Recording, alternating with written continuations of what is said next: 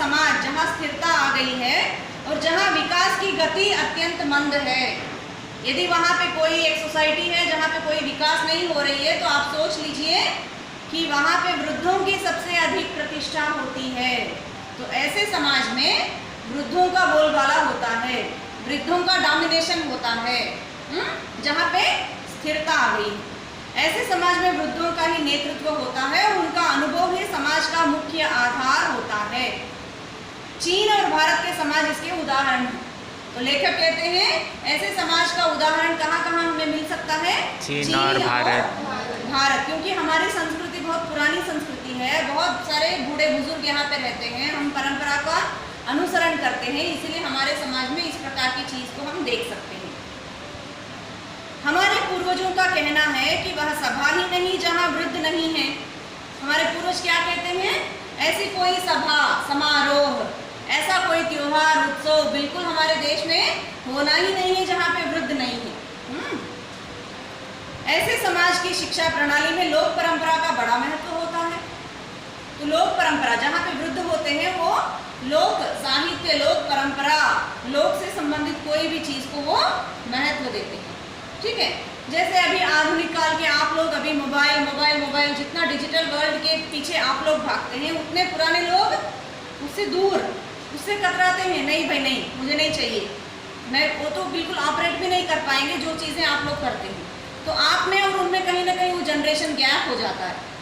ठीक है, हमारे परिवर्तन का नियम है, जैसे जैसे परिवर्तन होते जाता है उसके लिए हमें भी अडॉप्ट होना चाहिए, लेकिन वो होना मुश्किल है। तो ऐसे में ये भेद आ जाता है, तो जिसके कारण शिक्षा प्रणाली में भी क्या होता है? लोक परंपरा का बड़ा महत्व होता है। वहाँ शिक्षा के नए प्रकारों की परख का प्रश्न ही नहीं उठता। शिक्षा में कुछ नई चीज़ें लेके आना है तो कोई उसके बारे में नहीं सोचेगा। जिनकी संस्कृति और जिनका इतिहास प्राचीन है उनकी यही कथा है। जो हमारी संस्कृति प्राचीन है, हमारा इतिहास प्राचीन है, तो हम लोग यहाँ पे इसी चीज़ को फॉलो करते जाएंगे। जब तक समाज के आधारभूत मौलिक सिद्धांतों के परिवर्तन का प्रश्न नहीं उठता और जब तक समाज के आर्थिक ढांचे में कोई क्रांतिकारी परिवर्तन नहीं होता, तब तक यही अवस्था बनी रहती है।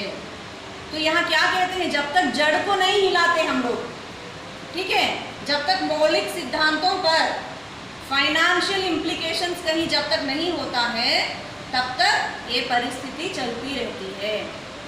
समझ गए? तो इस परिस्थिति को बदलने के लिए किसको आगे आना है? अभी समाज के युवकों को, देश के युवकों को आगे आना है। किंतु जब समाज की ऐसी अवस्था हो जाती है कि उसको जीवित रहने के लिए अपनी पुरानी पद्धति को बदलने के लिए विवश होना पड़ता है, तब उसके सामाजिक और आध्यात्मिक मूल्य भी बदलने लगते हैं। नूतन समाज के आरंभक प्रायः युवक ही होते हैं। तो नए इस तरह कुछ नया दौर शुरू होता है, तो उसकी शुरुआत कौन करता है? प्रायः कौन करता है? युवक ही करते हैं। किंतु जब समाज की ऐसी अवस्था हो जाती है कि उसको जीवित रहने के लिए अपनी पुरानी पद्धति को बदलने के लिए विवश होना पड़ता है, तब उसके सामाजिक और आध्यात्मिक मूल्य भी बदलने लगते हैं। नूतन समाज के आरंभक प्रायः युवक ही होते हैं। कम से कम उनके सहयोग के बिना नूतन समाज की प्रतिष्ठा नहीं होती। यदि नए समाज का निर्माण होना है तो वहाँ पे किसको होना चाहिए? युवकों का होना बहुत जरूरी है। इसका कारण यह है कि युवक में साहस, शौर्य, तेज और त्याग की भावना प्रबल होती है। क्या क्या होता है युवक में? त्याग की भावना होती है, शौर्य होता है, हाँ, सब कुछ होता है। वह अभी संसार के कीचड़ में नहीं फंसा है, संसार के कीचड़ में नहीं फंसा है। गलत क्या है उसको पता नहीं है, समझ गए? भ्रष्टाचार क्या है उसको नहीं पता है। तो ये एक नया ऑफिसर बन के आता है, उसको पता नहीं है कि रिश्वत कैसे लिया जाता है। यदि वो चाहेगा तो वो ऑफिस को बहुत अच्छे से वो चला सकता है। हाँ, वो बहुत जल्दी उसको फंसाने की कोशिश लोग करेंगे, ठीक है, यदि वो फंसना चाहे तो वो भी फंस सकता है। लेकिन जब entry point, at the entry point वो लड़का नहीं जानता है कि रिश्वत क्या चीज़ है, गलती कैसे किया जाता है। एक बार वो स्वाद चख लिया, उसके बाद वो माहिर हो जाता है, लेकिन पहले एंट्री पॉइंट में वो नहीं जानता है कि गलत कैसे किया जाता है। तो वहाँ पे मोल्डिंग की ज़रूरत है, समझ गए? इसलिए वह वस्तु स्थिति की उपेक्षा कर आदर्श के लिए आत्म बलिदान करने के लिए उद्यत हो जाता है। तो वस्तु स्थिति की उपेक्षा, वस्तु स्थिति का मतलब क्या है? जो परंपरागत रूप से चली आ रही, जो फैक्ट, वस्तु स्थिति जो वास्तविकता है, उसको वो क्या कर सकता है? ठुकरा सकता है। यदि आप लोग चाहें तो आप ठुकरा सकते हैं, नहीं ये जो हो रहा है ये गलत हो रहा है, इस गलती में मैं शामिल नहीं होऊंगा, ठुकरा सकते हैं। इसका एक कारण यह भी है कि उसकी अभी कोई ऐसी दृष्टि नहीं बनी है जो उसको समाज की नवीन आवश्यकताओं को समझने से रोके। फिर उसको, इसका एक कारण यह भी है कि उसकी अभी कोई ऐसी दृष्टि नहीं बनी है जो उसको समाज की नवीन आवश्यकताओं को समझने से रोके। जो चीज़ें समाज के लिए ज़रूरत है वो समझने के लिए उसको कोई रोक नहीं सकता है, क्योंकि वो आराम से उस चीज़ को वो समझ सकता है। इतना तो भगवान ने उसको अकल दिया हुआ है। इसके विपरीत इन आवश्यकताओं का उसे विशेष अनुभव होता है। अतीत से नाता तोड़ने में उसे वह कठिनाई नहीं होती जो वृद्ध को होती है। जैसे हम परंपरागत रूप से एक चीज़ का पालन करते आए हैं, अनुकरण करते आए हैं, उसे तोड़ना हमारे बस की बात नहीं होती है, लेकिन आप लोग बड़े आसानी से उसको तोड़ सकते हैं। ठीक है, अतीत से नाता तोड़ना, जो पुरानी चीज़ें हैं उसे आप बहुत जल्दी कट सकते हैं, लेकिन वो आपके पिता के लिए कटना मुश्किल है, आपके पिता के पिता के लिए कटना मुश्किल है, आपके दादा परदादाओं के लिए वो मुश्किल है, लेकिन आपके लिए वो चीज़ बड़ी आसान है। जिस समाज में ऐसी अवस्था उत्पन्न होने लगती है वहाँ नए समाज का उपक्रम करने के लिए युवकों का आंदोलन आरंभ होता है और युवक अपनी संस्थाएं बनाने लगते हैं। तो यदि इसकी ज़रूरत पड़ती है कि पुरानी चीज़ों को अभी फेंकना है, ख़त्म करना है, नई चीज़ों को लाना है, तो वहाँ पे युवक आगे आते हैं, युवक संस्थाएं बनती हैं, फिर वो अपना काम करने लगते हैं। जब तक ऐसी अवस्था उत्पन्न नहीं हो जाती तब तक किसी समाज में युवक आंदोलन की सृष्टि नहीं होती।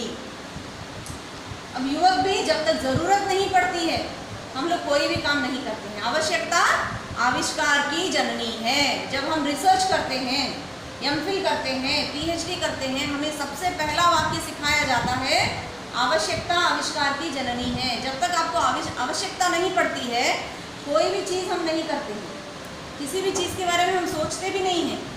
लेकिन यदि वो आपकी आवश्यकता की बात है तो उल्टा आप 10 कदम पीछे जाके भी उसको सीखेंगे। तो आवश्यकता आविष्कार की जननी है। आविष्कार कैसे होते हैं? आवश्यकता के आधार पर होते हैं। तो जब तक ऐसी अवस्था उत्पन्न नहीं हो जाती तब तक किसी समाज में युवक आंदोलन की सृष्टि नहीं होती। युवक आंदोलन का होना ना होना इस पर भी आश्रित होता है कि उस जाति विशेष का क्या स्वभाव है और उस समाज की परंपरा क्या रही है।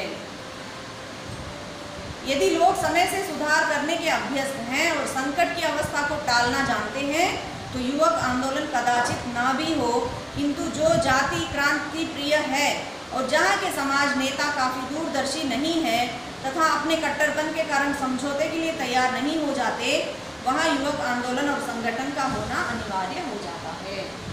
जो नेता बन के है वो दूरदर्शी नहीं है, दूरदृष्टिता उसमें नहीं है, उसमें सोचने की क्षमता नहीं है, सही गलत की परख करने की उसमें क्षमता नहीं है, तो ऐसे नेता का क्या फ़ायदा। तो जब सिचुएशंस आउट ऑफ कंट्रोल हो जाता है, आपके समाज में कुछ ऐसी चीज़ें हो रही हैं जिनके लिए एक संगठन की ज़रूरत है, एक युवक केंद्र की ज़रूरत है। जब सिचुएशंस आउट ऑफ कंट्रोल होता है तो फिर वहाँ पे भले कोई दबाव हो ना हो कुछ भी हो, लेकिन 4 युवक तो साथ आते ही हैं। अरे चलो भाई चलो देखते हैं, है कि नहीं, चलो देखते हैं। जैसे अभी बहुत रिसेंटली 3-4 साल पहले तमिलनाडु में वो अभी पोंगल का समय आ रहा है तो वो जल्लीकट्टू करके जो करते हैं, आप लोग मेरीना बीच में देखे होंगे। मेरीना पार्क में, मेरीना चेन्नई का जो मेरीना बीच है, वो कितने सारे युवक जो है मेरीना बीच में सब स्ट्राइक करने लगे थे, क्योंकि वो जल्लीकट्टू करने का परमिशन नहीं दिया जा रहा था। जल्लीकट्टू का मतलब है बैल को जो है, बैल को भगाया जाता है, बैल को जो कंट्रोल करता है, ठीक है, बैल को जो कंट्रोल करता है वो, उसमें कई सारे लोगों को चोट भी लगती है, इसलिए वो रोक दिया गया था। लेकिन इतने सारे युवक सब स्ट्राइक करके वहाँ पे मिलके फिर उसको जल्लीकट्टू का परमिशन मिल गया 4-5 साल पहले की बात। तो जब ज़रूरत पड़ती है तो युवक एक साथ हो जाते हैं। अभी इतने सारे तूफान आंधी आया, ठीक है, तो कितने सारे युवक आगे आए, कितने सारे युवक आगे आके कितने सारे संगठन बनाए, कितने सारे एनजीओज आगे आए, एनजीओज के थ्रू कितने सारे युवक आगे आए काम करने के लिए। कहीं इतना बड़ा एक्सीडेंट हो गया तो वॉलेंटियर सामने आते हैं। वो सब कौन होते हैं? बूढ़े बुजुर्ग तो नहीं होते हैं। कौन होते हैं? आप जैसे युवा होते हैं। तो अब समझ गए युवा की शक्ति क्या होती है, किस लिए युवाओं को हर अच्छी चीज़ में आगे रहना चाहिए। युवा जब आगे रहेंगे, अच्छी चीज़ में आगे रहेंगे, तो एक अच्छे सोसाइटी का निर्माण होना 100% संभव है। साधारणतः समाज को नवयुवकों की प्रसुप्त शक्तियों का उपयोग करने की आवश्यकता नहीं पड़ती। वृद्ध होने पर वह पुरानी पीढ़ी का स्थान लेते हैं, किंतु जब किसी समाज के जीवन मरण का प्रश्न उपस्थित हो जाता है, जैसा कि युद्ध के समय होता है, तब युवकों की प्रसुप्त शक्तियों का उपयोग किए बिना संकट टल नहीं सकते। जैसे अभी मैंने बताया, कोई युद्ध आ गया है, कोई कुछ आ गया है, तो ऐसी परिस्थिति में क्या होता है, आपको युवकों के बिना कोई काम नहीं किया जा सकता, है ना। आर्मी में जवानों को क्यों लिया जाता है? एक एज के बाद रिटायरमेंट दे दिया जाता है। 20 इयर्स का सर्विस है, 18 साल में ले लिया, अब अपना 40 तक आप काम करो भाई, उसके बाद आप VRS ले लो। क्यों? आर्मी में किसको चाहिए? जवान लोगों को चाहिए, ठीक है। युद्ध जैसे कोई संभव होता है, कोई घटना होती है, तो बिना युवकों के कोई संकट को टाला नहीं जा सकता। जब कभी कोई आकस्मिक संकट आ जाता है अथवा समाज को नवीन दृष्टि की आवश्यकता होती है, तब युवकों की शक्ति भंडार का उपयोग करना ही पड़ता है। जैसे अभी केरल में तूफान आ गया, आंधी आ गया, ये हो गया, पानी बहने लगा है, कितने लोग मर पड़े हैं। ऐसे में वॉलंटियर्स की ज़रूरत है, युवकों की ज़रूरत है। NSS जा रहा है, NCC जा रहा है, वो सब में कौन है? बूढ़े बुजुर्ग तो नहीं है ना, सब में कौन है? युवा पीढ़ी है, ठीक है। तो उनके बिना कोई इस तरह का काम भी नहीं किया जा सकता। आज पुराने युग का अंत हो रहा है और हम एक नवीन युग में प्रवेश कर रहे हैं। सारे संसार का यही हाल है। यह संक्रमण काल है। संक्रमण का मतलब क्या है? एक पुरानी चीज से दूसरी चीज में जाना, ट्रांसफॉर्मेशन जिसको कहते हैं, ट्रांसफॉर्मेशन, एक से दूसरे में जाना। वो जो जाने का जो पीरियड है, उसमें हर चीज़ आपको, कोई भी चीज़ जब कन्वर्ट होता है तो शुरू में आपको कुछ सही नहीं लगेगा, लेकिन जब एक बार जब वो सेट हो जाता है, वो चीज़ शुरू हो जाती है, उसका काम करना, उसका असर छोड़ना शुरू होता है, तभी उसका वैल्यू पता चलता है आपको। लेकिन वो ट्रांसफॉर्मेशन पीरियड में कोई भी चीज़ ठीक नहीं रहता है, ठीक है। तो ये संक्रमण काल है, जब पुराना युग जा रहा है और नवीन युग आ रहा है। युद्ध के पश्चात जीवन के मूल्य सर्वत्र बदल रहे हैं। पुरानी संस्थाएं जीर्ण शीर्ण हो रही हैं और उनके आधारभूत विचारों पर से लोगों की आस्था उठती जा रही है। समाज को एक नए दर्शन की आवश्यकता है जो उसका पथ प्रदर्शक हो। तो ऐसे में युद्ध हो गया है, मान लीजिए सेकेंड वर्ल्ड वॉर हो गया है, हाँ, युद्ध हो गया है, तो ऐसे में फिर से एक नए समाज की सृष्टि करने की ज़रूरत है। यूँ तो प्रत्येक समाज नवीन परिस्थिति के अनुकूल अपना आचरण और व्यवहार बदलने का प्रयत्न करता है, किंतु जब तक किसी महान उद्देश्य की गंभीर अनुभूति नहीं, तब तक समाज में सामंजस्य और स्थिरता नहीं आती। यूँ तो प्रत्येक समाज, हर एक समाज नवीन परिस्थिति के अनुकूल जो भी परिस्थिति बनता है, जो भी परिस्थिति आपके सामने होती है, उसके अनुसार अपना आचरण और व्यवहार बदलने का प्रयास करते हैं। जैसे अभी 3G आ गया, हम लोग अडॉप्ट हो गए। 4G आ गया, आपके शब्दों में मैं बोल रही हूँ, 4G आ गया, हम लोग अडॉप्ट हो गए। कल 7G आएगा तो हम लोग अडॉप्ट हो जाएंगे, ठीक है।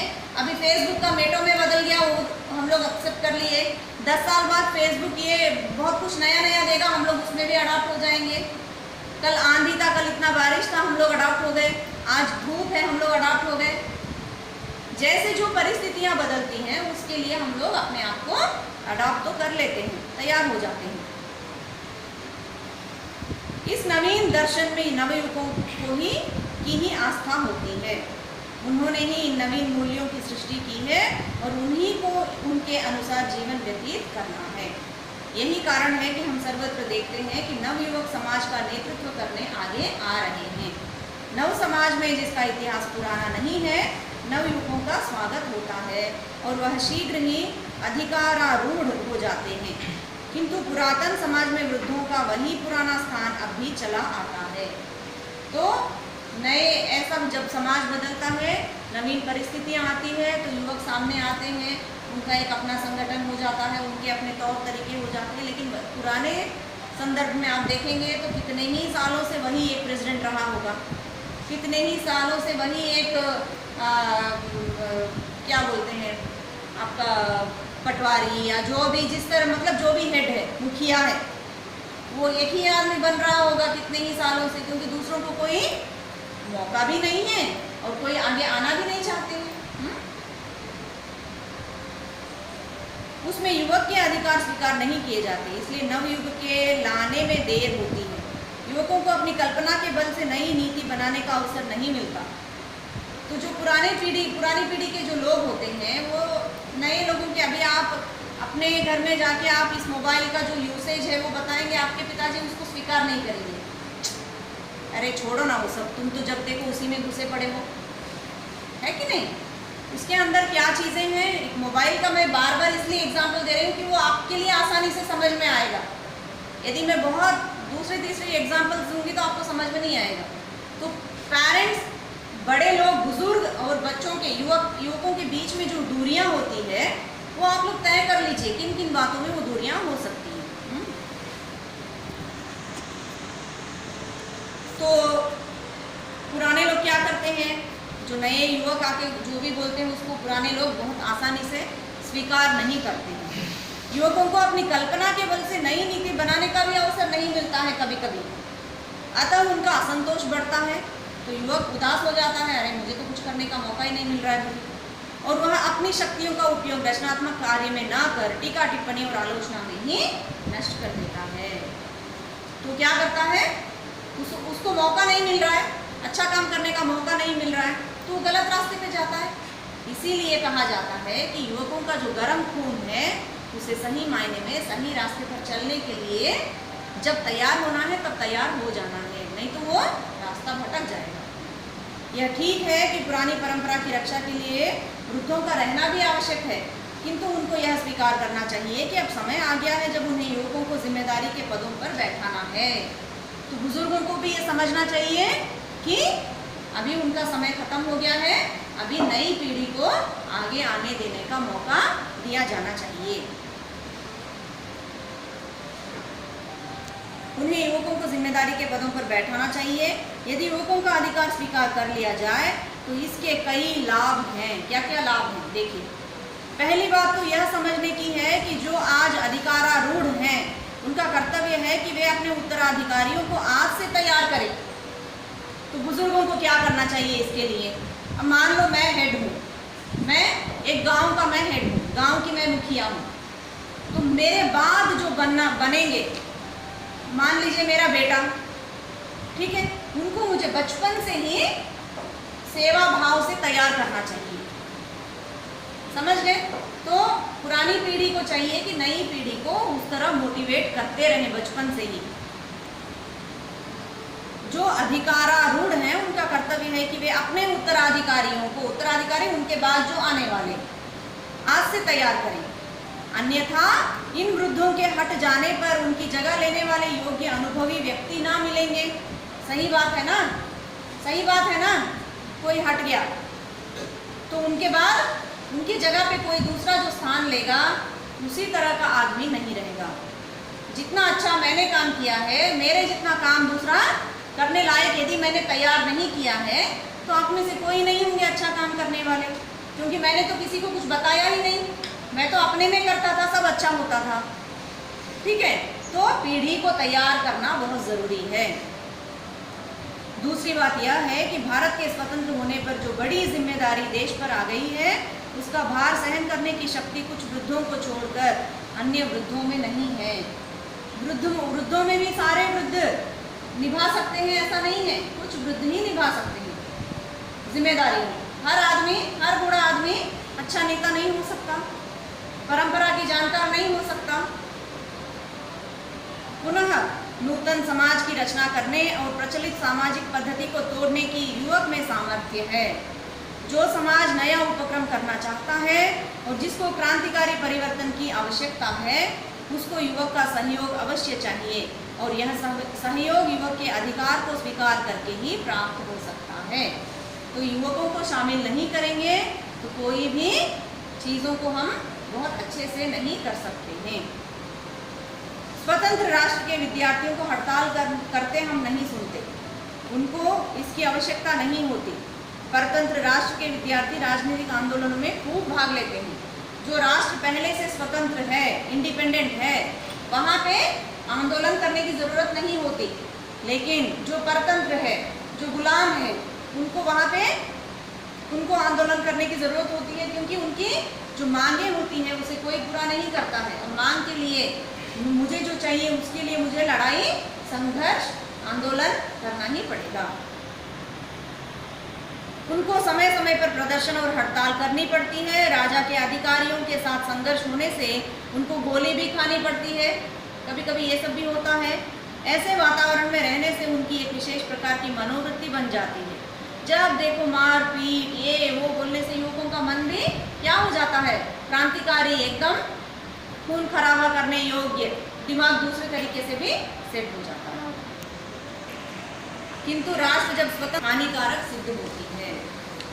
यदि हम लोग बहुत ज़्यादा क्रांतिकारी, खून खराबा, इस तरह उसमें हम लोग चले जाते हैं, उस तरह की सोच रखते हैं और एक बार आपको आज़ादी मिल जाती है तो हम जो सोच हमने पैदा कर लिया है वो सोच से क्या हम बदल सकते हैं?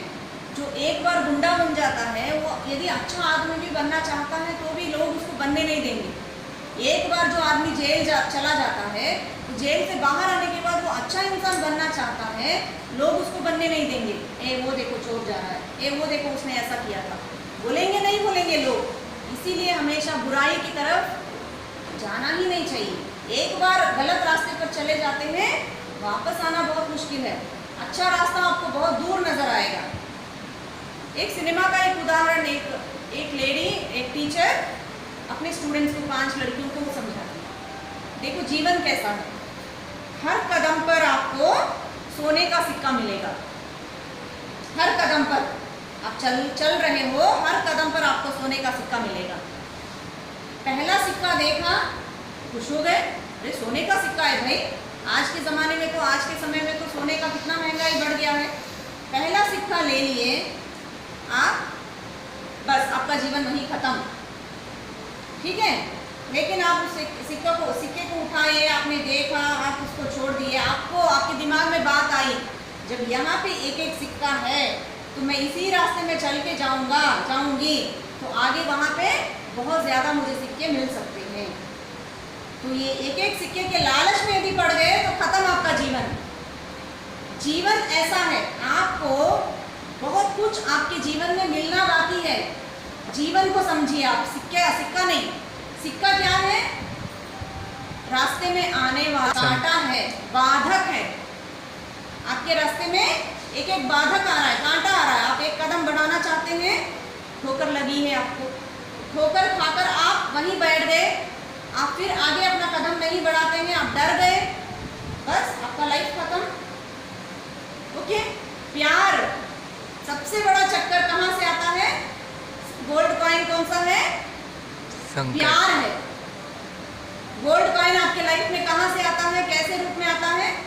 प्यार के रूप में आता है। उसमें फंसे, बस गए। समझ गए? आप लोग युवा हैं तो प्यार, जीवन भर हमको प्यार करना ही है। लाइफ उसके अलावा कुछ नहीं है। लेकिन ये समय नहीं है, ये समय नहीं है। उसके लिए आपको वहां तक चल के जाना है, कुछ अचीव करना है, फिर आपको भरपूर दोनों हाथ आप उसको गले लगा सकते हैं। जो जीवन में आपको मिलेगा उसको आप जिंदगी भर आप उसको ऐश कर सकते हैं। लेकिन ये सिक्के के बल पर आप खड़े हो गए तो बस आपका लाइफ खत्म। तो ये जो सिक्का है, एक एक सिक्का, वो आपके जीवन में आने वाली बाधाएं हैं, ठोकरें हैं। ठोकर खा के आपको बैठना नहीं है, उड़ के आगे जाना है। समझ गए? तो पुरानी मनोवृत्ति को बदलने का उपाय युवक के अधिकार को स्वीकार करना है। यदि इस तरह के पुरानी पीढ़ी के पुराने लोगों की मनोवृत्ति को हमें बदलना है तो युवकों के जो विचार हैं उनको हमें स्वीकार करना पड़ेगा। यदि आज की पीढ़ी आने वाली पीढ़ी की शिक्षा दीक्षा का भार अपने ऊपर ना लेगी और उसे विकास का अवसर ना देगी तो वह इतिहास के सम्मुख दोषी ठहराई जाएगी। अभी सोचना चाहिए, भगवान ने सोचने के लिए दिमाग दिया है, सोचना चाहिए सही क्या है गलत क्या है, मेरा रास्ता क्या है, किस कदम पर किस ओर में जा रहा हूँ, सही जा रहा हूँ गलत जा रहा हूँ, जो कर रहा हूँ सही है गलत है, क्या करने से मेरे परिवार के लिए अच्छा होगा, क्या करने से मुझे भी नुकसान होगा मेरे परिवार को भी नुकसान होगा। हर चीज को सोचना चाहिए, बिना सोचे समझे कुछ नहीं। हम तो राष्ट्र के संचालकों का कर्तव्य है कि बदली हुई परिस्थिति में वे ऐसे विधानों और उपायों का अवलंब लें जिनसे युवकों की मनोवृत्ति बदले और वे अपनी शक्तियों का विनियोग रचनात्मक कार्यों में करें। तो जब राष्ट्र का संचालन जो करते हैं, राष्ट्र का संचालन जो करते हैं उनको क्या करना चाहिए, युवकों की मनोवृत्ति जिनसे युवकों की ऐसे उनको उपाय करना चाहिए, ऐसा प्रयास करना चाहिए, उनको ऐसा एक माहौल बना के रखना चाहिए जिसमें कि युवकों को इस तरह की मनोवृत्ति से जूझने की जरूरत ना पड़े। पहले तो पुराने अभ्यास को छोड़ना कठिन होता है और दूसरे जब समाज में नेता पुरानी वृत्ति को बदलने का प्रयास नहीं करते तब कठिनाई और बढ़ जाती है। जैसे पहले भी कहा था कि पुरानी चीजों को छोड़ना आसान नहीं है, कोई भी हम लोग फॉलो करते रहते हैं उसको छोड़ना आसान नहीं है। यदि ठीक है छोड़ना भी है तो भी उसके लिए प्रयास करना बहुत मुश्किल है। पुरानी मनोवृत्ति को बदलने का उपाय युवक के अधिकार को स्वीकार करना है। पुरानी चीजों को बदलने के लिए यदि मैं तैयार हो गई हूँ तो हमने युवकों के अधिकार को स्वीकार कर दिया है। क्या ये संभव है? हर कदम पर पुरानी चीजों को तोड़ना और नई चीज को लाना बहुत मुश्किल है। इमीडिएटली नहीं होगा इमीडिएटली नहीं होगा। तो अभी कोई भी सही गलत युवकों को बताना किसका काम है? जो बुजुर्ग हैं, जो संचालन कर रहे हैं, राजनीति को चला रहे हैं, कोई भी जो समाज को चला रहे हैं, उनका काम है कि एक सही नींव डाले और सही रास्ता तय करें। राष्ट्र निर्माण का कार्य अभी आरंभ भी नहीं हुआ। हाँ, यदि आज की पीढ़ी आने वाली पीढ़ी की शिक्षा दीक्षा का भार अपने ऊपर ना लेगी और उसे विकास का अवसर ना देगी तो वह इतिहास के सम्मुख दोषी ठहराई जाएगी। देखिए, आज की पीढ़ी आने वाली पीढ़ी की शिक्षा दीक्षा, शिक्षा सबसे ज्यादा जरूरी है। शिक्षा क्यों जरूरी है? शिक्षा से नौकरी मिलती है, इसलिए शिक्षा क्या है? ज्ञान प्राप्त करने का। आप जितना ज्ञान आप प्राप्त करते हैं आप तो जिंदगी भर पढ़ सकते हैं, पढ़ने का कोई उम्र ही नहीं है। तो शिक्षा बहुत जरूरी है। शिक्षा आपको सही गलत की पहचान कराता है, अच्छा बुरा, वो जो ज्ञान है वो आपको बताता है। शिक्षा का मतलब यहाँ से बाहर जाने के बाद नौकरी मिलना नहीं है, लेकिन वो होना चाहिए, नौकरी भी मिलना चाहिए उसमें, क्योंकि इतने साल हम लोग एजुकेशन लेते हैं उसके बाद एक नौकरी होनी चाहिए। वो कॉन्सेप्ट आजकल बहुत आ रहा है कि आप कितने लोगों को आपने अकोमोडेट किया है, पढ़ाई के बाद कितने लोगों को नौकरी मिली है, प्लेसमेंट्स कहाँ हुआ है, प्लेसमेंट सेल, ये वो सब कुछ आजकल तो आ रहा है। लेकिन फिर भी शिक्षा का मेन उद्देश्य क्या है? आपके ज्ञान को आप विकसित करना। जो बंद आंखें हैं, आंखें खुले हैं लेकिन अज्ञानी हैं हम लोग। आंखें हमारे खुले हैं, आप मुझे देख रहे हैं, मैं आपको देख रही हूँ, लेकिन दिमागी तौर पर हम लोग अज्ञानी हैं। बहुत सारी चीजें हम ज्ञान के चक्षु से नहीं देखते हैं, ठीक है, अंधकार में ही है हम लोग, अज्ञानी ही है, क्योंकि हमें बहुत सारी चीजें एनालाइज करने की कैपेसिटी नहीं है। यदि होने से फिर हम भी भगवान होते, तो वो कैपेसिटी हमारे अंदर नहीं है।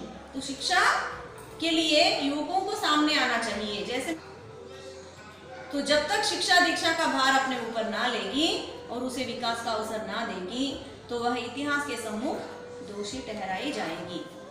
राष्ट्र निर्माण का कार्य अभी आरंभ भी नहीं हुआ है। प्रत्येक दिशा में हमको प्रगति करनी है। शताब्दियों का रास्ता थोड़े वर्षों में तय करना है। जो इतने सालों से हम लोग गुलाम थे, अभी आज़ादी मिल गई है, धीरे धीरे हमें बहुत जल्दी अपने आप को डेवलप करना है। लोकतंत्र की स्थापना के लिए सार्वजनिक शिक्षा की आवश्यकता है।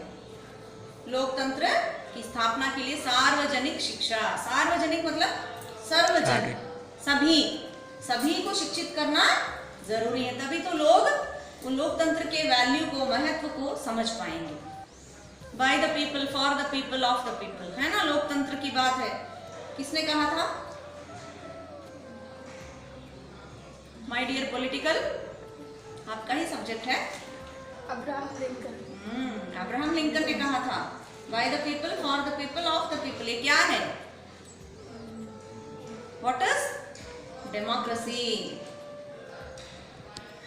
बेसिक नींव, एकदम नींव है ना, ये आपका बेसिक है ना, पॉलिटिकल साइंस का बेस है ना।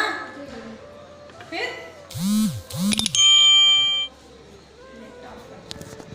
पीपल, डेमोक्रेसी, जनता के लिए, है ना, तो ये डेमोक्रेसी का बेस है। किसने कहा था? अब्राहम लिंकन ने कहा था।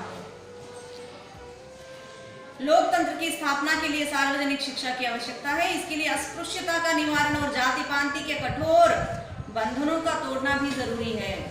मुझे आज भी याद है, जब मैं छोटी थी, मान लीजिए मुझे याद नहीं है मैं कौन से क्लास में थी, लेकिन छोटी थी, हो सकता है मैं 5th 6th में थी।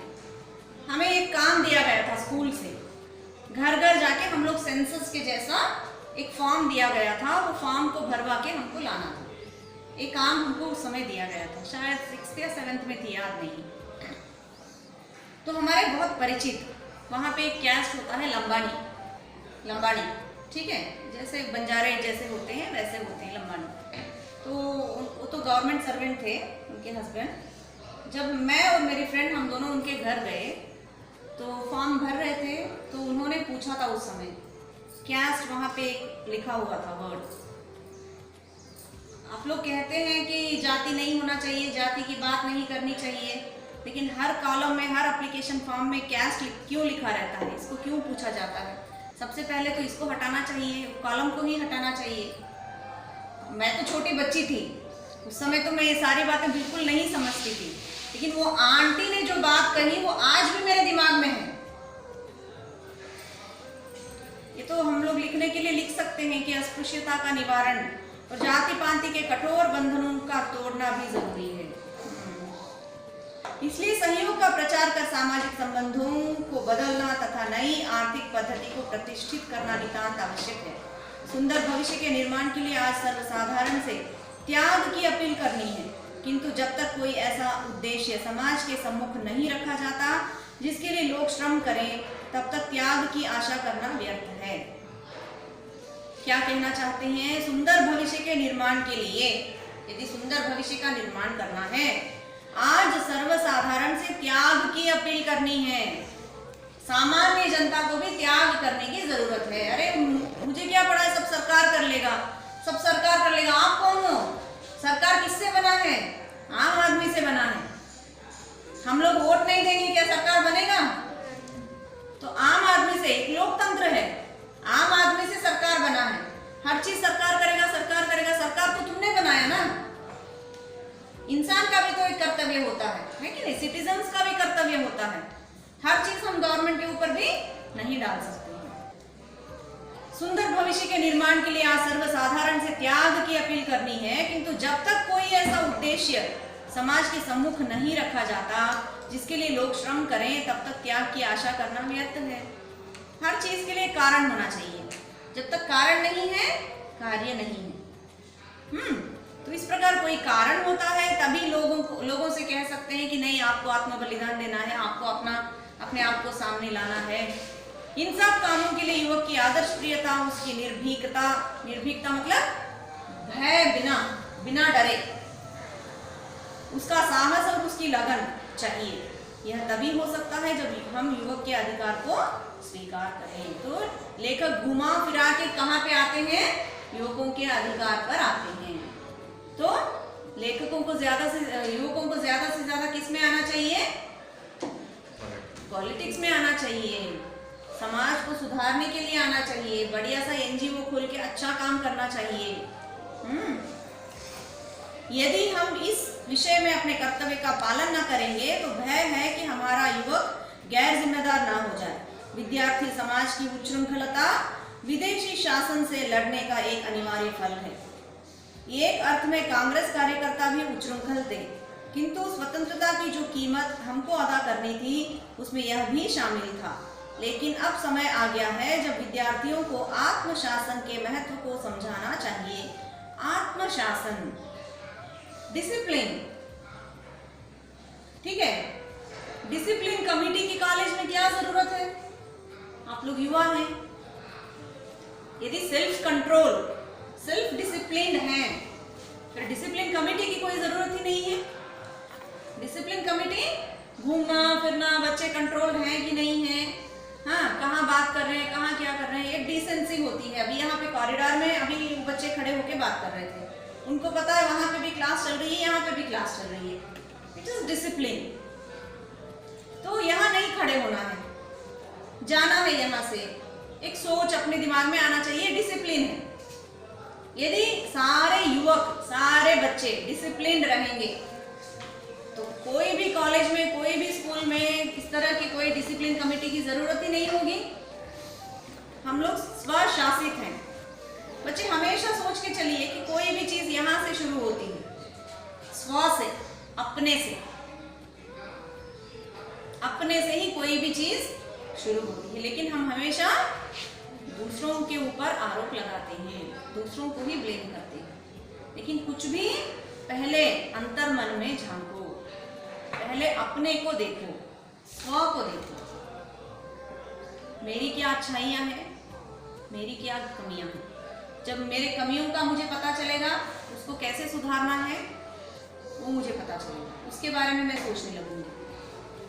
जब मुझे ये लगता है कि मैंने जो कुछ किया है वो सब अच्छा है, उसमें कोई कमी नजर ही नहीं आ रही है, सबसे बड़ी कमी कहाँ पे है? मेरे अंदर। क्योंकि हर काम अच्छा तो नहीं होता है, हर इंसान अच्छा भी नहीं होता है। हर इंसान के अंदर अच्छाई भी है, बुराई भी। जो मेरी बुराई है उसे मुझे सबसे पहले पहचानना चाहिए। नहीं तो हम क्या करते हैं, दो लोगों के बीच लड़ाई हो गया, कारण क्या था?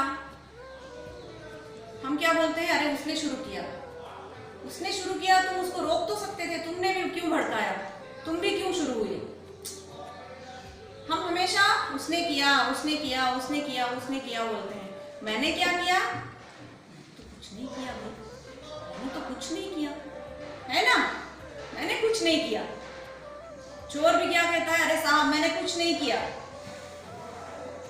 भले वो ना किया हो, वो अलग बात है, लेकिन हमें ये आदत है कि हम हमेशा दूसरों को देखते हैं, आत्मशासन को हम नहीं करते। तो आत्मशासन युवकों के लिए बहुत जरूरी है। अब मिलिट्रीज को देखिए, आर्मी नेवीज को देखिए, कितना डिसिप्लिन हो जाते हैं वहां के लोग। जो भी आर्मी नेवी ज्वाइन करते हैं एकदम डिसिप्लिन होते हैं, टाइम पंक्चुअलिटी मेंटेन करते हैं, हर चीज में डिसिप्लिन होते हैं। तो उनको उस तरह बना दिया जाता है। क्यों? क्योंकि डिसिप्लिन, आत्मशासन बहुत जरूरी है युवकों के लिए। ठीक है, जाना है। आत्मशासन के महत्व को समझाना चाहिए। आज की उच्छृंखलता के बदले में कोई सार वस्तु नहीं मिलती। इतना ही नहीं, उसमें समाज का अनिष्ट ही होगा। यह उच्छृंखलता युवक के अधिकार को स्वीकार करने से ही दूर होगी। इस संबंध में एक बात और विचारने के योग्य है। युवक शक्ति का भंडार होता है। जिस परिस्थिति में रहता है उससे वह अत्यंत प्रभावित होता है। युवक क्या होता है? शक्ति का भंडार होता है। जिस परिस्थिति में रहता है, हमारे आसपास का जो लोकेलिटी है वो हमारे ऊपर प्रभाव डालता है। मान लीजिए आपके आसपास सब अच्छे अच्छे लोग हैं, अच्छे दिल वाले लोग हैं, अच्छे सोच रखने वाले लोग हैं, उसका असर आपके ऊपर होगा। मान लीजिए आपके घर में बहुत अच्छा संस्कार है, ठीक है, पूजा पाठ होती है, इज्जत देते हैं, आपके पिता आपकी माँ को सम्मान देते हैं, आपके घर में बहनों को सम्मान देते हैं। आप जैसे जैसे बड़े होते जाओगे आप भी औरतों का सम्मान करना जानोगे। आप अपने अगल बगल की आंटियों को, सबको सम्मानित नज़र से देखोगे। कुछ हद तक सेल्फ डिसिप्लिन, कुछ हद तक ईमानदार, कुछ हद तक ज्ञान के साथ, विजन के साथ कैसे अपने जीवन को चलाएं, सोच के साथ युवकों को होना चाहिए। अपने आसपास क्या हो रहा है इस बात की जानकारी रखनी चाहिए। हमारे देश में क्या हो रहा है थोड़ी बहुत इस बात की जानकारी रखनी चाहिए। इस संबंध में एक बात और विचारने के योग्य है। युवक शक्ति का भंडार होता है। जिस परिस्थिति में रहता है उससे वह अत्यंत प्रभावित होता है। वह भाव प्रवण होता है तथा शूरता दिखाने की किसी अवस्था को वह छोड़ना नहीं चाहता। जब भी कहीं अपने हिम्मत को, ताकत को, शक्ति को दिखाने की नौबत आती है तो सबसे पहले युवा आके खड़ा होता है। अच्छा काम हो, बुरा काम हो, क्योंकि जोश से भरा हुआ है, खून है, गर्म खून है उसके अंदर। अब वो जो कर रहा है वो गलत कर रहा है, सही कर रहा है, उसको खुद नहीं पता होता। आवेश में, आवेग में आने का जोश भी किसके अंदर होता है? युवक के अंदर होता है। तो वह उसी में लग जाता है। और यदि समाज सांप्रदायिक युद्ध में लगा है तो वह उसका अगुवा बनना चाहता है। यदि संप्रदाय, कोई भी सोसाइटी में जाति पांति संप्रदाय बहुत ज्यादा प्रचुर मात्रा में है, बहुत ज्यादा उसका प्रचार प्रसार होता है, युवक भी उसी में लग जाता है। इसीलिए परिवेश का सही होना बहुत जरूरी है। यदि इस दृष्टि से देखा जाए तो युवक न प्रगतिशील है और न प्रतिक्रियावादी। वह किसी भी नए काम में लगाया जा सकता है। शर्त यह है कि उसकी भावना पूरी होनी चाहिए और उसे काम का मौका मिलना चाहिए। इसीलिए यदि हम युवक की शक्ति का सदुपयोग नहीं करेंगे तो दूसरे उसका दुरुपयोग करेंगे। फासिस्ट राष्ट्रों ने युवक की शक्ति के महत्व को समझा और अपने उद्देश्य की पूर्ति के लिए उसका दुरुपयोग किया। क्या हम राष्ट्र निर्माण के कार्य के लिए युवकों के अधिकार को स्वीकार नहीं करेंगे? मैं यह जानता हूँ कि प्रत्येक अधिकार के साथ कर्तव्य होता है, किंतु आज की परिस्थिति में अधिकार को स्वीकार करके ही कर्तव्य की बात कही जा सकती है। लेखक कहते हैं कि मैं यह जानता हूँ कि प्रत्येक अधिकार के साथ एक कर्तव्य होता है। मैं टीचर हूँ, सिर्फ पढ़ाना मेरा काम नहीं है, मेरे साथ एक कर्तव्य जुड़ा है। आपका चरित्र निर्माण करना भी मेरे साथ जुड़ा है। सिर्फ टेक्स्ट बुक पढ़ा के जाना मेरा कर्तव्य नहीं है। जैसे एक मटकी बनाने वाला उसको एक शेप देता है, आकार देता है, कुम्हार उसको एक आकार देता है। चलो कोई भी आकार में बना के तो वो रख सकता है ना, कोई भी आकार में बना के रख सकता है। तो कोई भी आकार में बना हुआ है, टेढ़ा है, मेढ़ा है, कुछ भी है, टूटा है, फूटा है, हम लोग खरीदेंगे उसको? नहीं। जब उसको सुंदर आकार देता है, एकदम पॉलिश्ड वे में जब वो बेचता है, तभी हम लोग उसको खरीदेंगे। तो आप लोग क्या हैं? टीचरों के हाथ में कुम्हार की जो मिट्टी है वो आप लोग। तो आपको शेप देना किसका काम है? हम शिक्षकों का काम है। वैसे तो ऑनलाइन में सब कुछ, गूगल में सब कुछ अवेलेबल है, गूगल करके आप लोग पढ़ ही सकते हैं। फिर भी टीचर्स की क्या जरूरत है? अभी आप ऑनलाइन में व्हाट्सएप में हम लोग जो नोट्स भेज रहे हैं और सीधा सीधा जो पढ़ रहे हैं, डिफरेंस तो पता चल गया आप लोगों को। उसमें और इसमें कितना डिफरेंस है, जमीन आसमान का अंतर है। क्योंकि इसमें आई टू आई कांटेक्ट होता है। हमारे मन की भावनाओं को हम आपके अंदर डालने की कोशिश करते हैं। तो ये सबसे ज्यादा जरूरी है। तो शिक्षक कुम्हार के जैसा होता है और छात्र मिट्टी के जैसे होते हैं। उनको हम किस तरह मरोड़ रहे हैं, उनको हम क्या शेप दे रहे हैं, टीचर के हाथ में। उसी तरह एक सोसाइटी को किस तरफ लेके जाना है, नेता के हाथ में। तो सबको सही होना चाहिए, तभी सब ठीक रहेगा। यदि हम उनके शक्ति का सदुपयोग नहीं करेंगे तो फिर कोई उनका दुरुपयोग करेगा। क्या हम राष्ट्र निर्माण के कार्य के लिए युवकों के अधिकार को स्वीकार नहीं करेंगे? मैं यह जानता हूँ कि प्रत्येक अधिकार के साथ कर्तव्य होता है, किंतु आज की परिस्थिति में अधिकार को स्वीकार करके ही कर्तव्य की बात कही जा सकती है। पहले अधिकार चाहिए, तभी मैं अपने कर्तव्य की बात कर सकती हूँ। मैं टीचर नहीं बनती, मैं अपना कर्तव्य कैसे निभाऊंगी? मुझे अधिकार चाहिए, कुछ तो चाहिए, पावर मेरे हाथ में, ताकि मैं आके आपको इस क्लास में मैं अभी आपको पढ़ा सकूं। तो कर्तव्य के लिए क्या चाहिए? पहले अधिकार चाहिए। तो युवकों का सही मायने में यदि सदुपयोग करना है तो हमें उनके हाथ में क्या देना है? अधिकार देना है। समझ गए? स्थूल सत्य यह है कि आज की किसी भी समस्या का समाधान युवकों के सहयोग के बिना समुचित रूप से नहीं हो सकता। ये स्थूल सत्य, स्थूल सूक्ष्म, मोटे तौर पर सूक्ष्म, एकदम माइन्यूट, माइक्रोस्कोप में देखना है। स्थूल ऐसे मोटे मोटे दिखाई दे रहा है। तो आंखों के सामने अभी क्या दिखाई दे रहा है कि युवकों को शामिल नहीं करेंगे तो कोई भी देश में बदलाव, सुधार होने की संभावना नहीं। इसीलिए युवकों का समाज में स्थान होना चाहिए। ऐसा समझे?